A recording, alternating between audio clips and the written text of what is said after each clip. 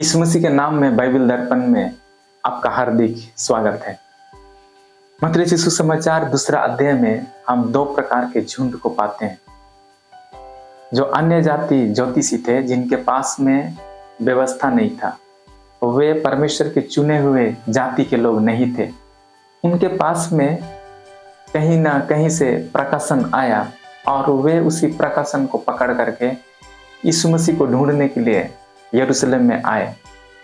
उनके पास में व्यवस्था नहीं था, भविष्यवक्ता की पुस्तकें नहीं थी, तो भी जो छोटा सा प्रकाशन था, उसी प्रकाशन को लेकर वे आने वाले मसीहा को ढूंढने के लिए निकल पड़े।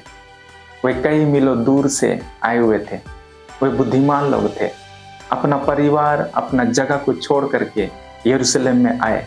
उनके पास त्याग था, समर्पण था। यीशु को पाने के लिए उनके पास में भूख और प्यास था। वे ढूंढने वाले थे, वे खोजी थे। दूसरी ओर जब वो यरूशलेम में आए तो वहां एक ऐसे झुंड को हम पाते हैं जो उस न्यूज को पाकर घबरा गए। बाइबल में लिखा है, हेरोदेस के साथ सारा यरूशलेम घबरा गया। कब घबराए? जब ज्योतिषियों ने प्रश्न पूछा कि यहूदियों का राजा जिसका जन्म हुआ है वो कहाँ है।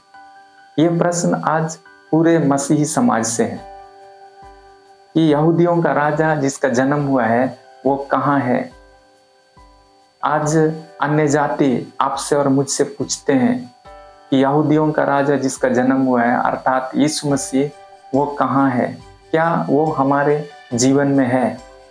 क्या हम यीशु मसीह को अपने जीवन में ग्रहण किए हैं?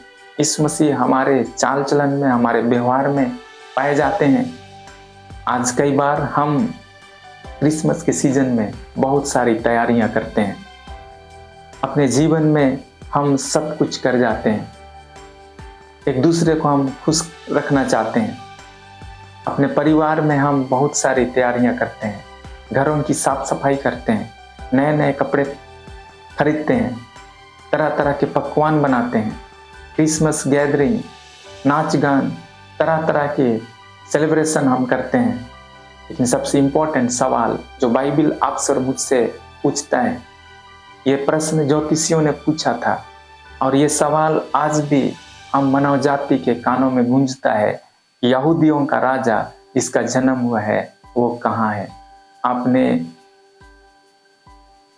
कपड़ों का तो व्यवस्था कर लिया, आपने घरों की साफ सफाई तो कर लिया, आपने सब कुछ बहुत अच्छा से ऑर्गेनाइज किया, लेकिन सवाल यह है कि यहूदियों का राजा जिसका जन्म हुआ है वो कहाँ है।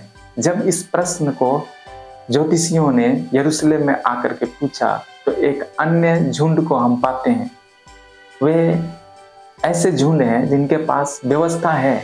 वे ऐसे झुंड हैं जिनके पास में भविष्यवाणी की पुस्तकें हैं, भविष्यवक्ताओं की पुस्तकें हैं, लेकिन उनका जीवन में जागरूकता नहीं है। उनकी जिंदगी में कोई स्वागत नहीं है। उनकी जिंदगी में परमेश्वर के लिए कोई स्थान नहीं है। वे भौतिक चीजों में खोए हुए हैं। संसारिक के मन के साथ वो जीवन व्यतीत कर रहे हैं। जब ज्योतिषी यरूशलेम में आकर पूछे कि यहूदियों का राजा जिसका जन्म हुआ है वो कहाँ है, तो हेरोदेस घबराया। हेरोदेस क्यों घबराया? वो वहाँ का राजा था। वो सोचा कि मैं यहाँ का राजा हूँ और राजा का जन्म तो राजा के घर में होना चाहिए, लेकिन कौन है वो राजा जो मेरे राज्य को छीन लेगा? मैं जिस स्थान पर, जिस पोजीशन पर हूँ, उस स्थान से मुझे हटा देगा। उनको इस बात का डर था और इसलिए वो घबरा गया। और अन्य जितने इजरायली थे वे अपने आप को तैयार नहीं कर पाए थे। जब ज्योतिषियों ने यह प्रश्न को पूछा तो बाइबल बताती है कि हेरोदेस सारे शास्त्रियों को, याजकों को बुलाया और वे ढूंढने लगे व्यवस्था की पुस्तक में, भविष्यवाणी की पुस्तकों में ढूंढने लगे। तब उन्हें पता चला कि यीशु का जो जन्म है वो बैतलहम में होना चाहिए। और ये बात उन्होंने ही ज्योतिषियों को बताया और तब ज्योतिषी बैतलहम को चले गए और वहाँ यीशु उनको मिला और वे उनको दंडवत किए, वे उनकी आराधना किए। लेकिन कभी भी ये शास्त्री, कभी भी ये याजक, कभी भी ये व्यवस्थापक जो वचन को जानते थे, उनका मन में था, कभी भी वे उस यीशु का आराधना करने के लिए अपना कदम को नहीं बढ़ाए। आज कई बार हम भी अपने जीवन में ऐसे ही होते हैं। हमारे जीवन में, हमारे मन में वचन है, हमारे खोपड़ी में उत्पत्ति से लेकर के प्रकाशित वाक्य तक वचन तो भरा हुआ है, लेकिन प्रैक्टिकल लाइफ हमारे अंदर नहीं है।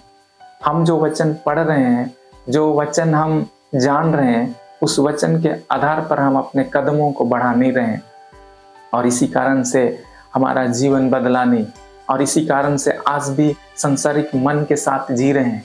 चर्च तो जाते हैं लेकिन तो भी हमारा मन बदला नहीं। चर्च तो जाते हैं तो भी हम बुराई में पाए जाते हैं। चर्च तो जाते हैं तो भी हमारे अंदर कुटिलता है। क्यों? क्योंकि हम वचन को अपने जीवन में लाने का प्रयास नहीं किए। वचन के द्वारा हम परमेश्वर को ढूंढने का प्रयास नहीं किए। यरूशलेम से बैतलहम कुछ ही दूरी पर था, तो भी वे अपने जीवन में समर्पण उनकी जिंदगी में हम नहीं पाते हैं, बलिदान उनकी जिंदगी में नहीं पाते हैं। उनके अंदर भूख और प्यास नहीं था, या वचन की समझ नहीं थी। मेरे प्रिय मित्र, बैतलहम का अर्थ है रोटी का घर। उसी स्थान पर यीशु का जन्म हुआ।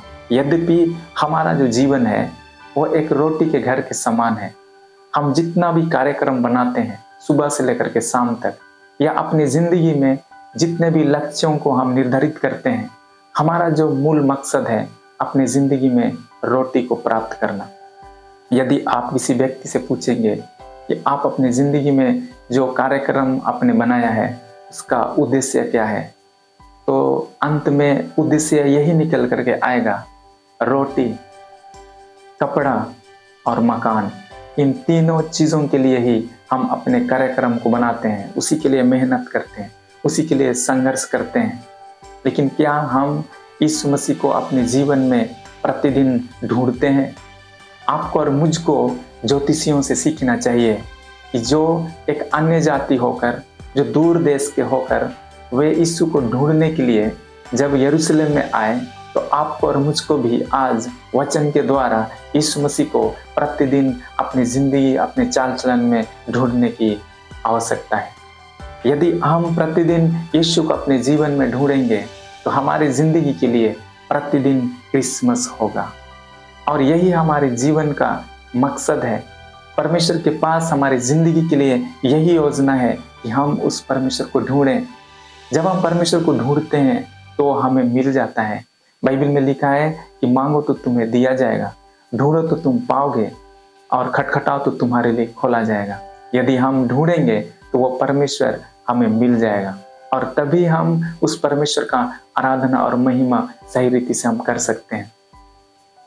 कई बार कलीसियाओं में हम अन्य चीज़ों को ढूंढते हैं।